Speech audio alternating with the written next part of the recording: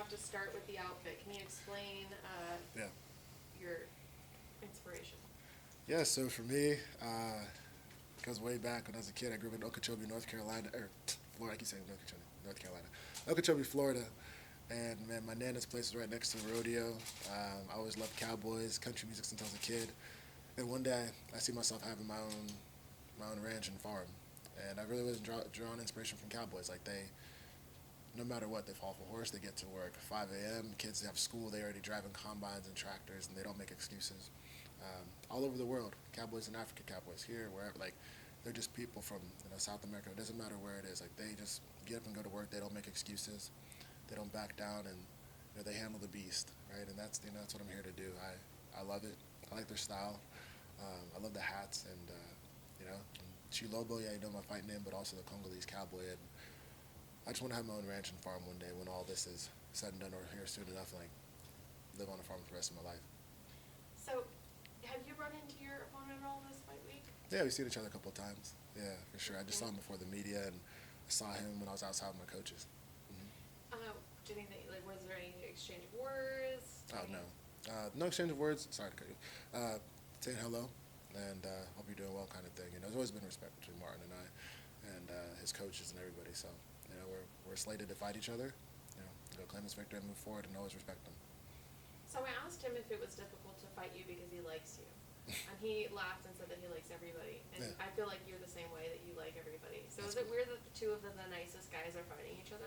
Oh, shoot. I appreciate that. I don't know. I think it's awkward, It's my job. It's his job too, right? So, fight, move forward. I just feel like if you really don't like somebody and disrespect them, just fight him right there. Like, forget the fight, forget everything else, forget the money. Like, I don't have that issue with him. I know we're scheduled to fight, and it's not an issue. I say, like, it's my friend, and we have to fight. We'll always be friends. If we weren't friends to begin with, we'll find out after the fight. Who do you see in the finals, fighting in the finals?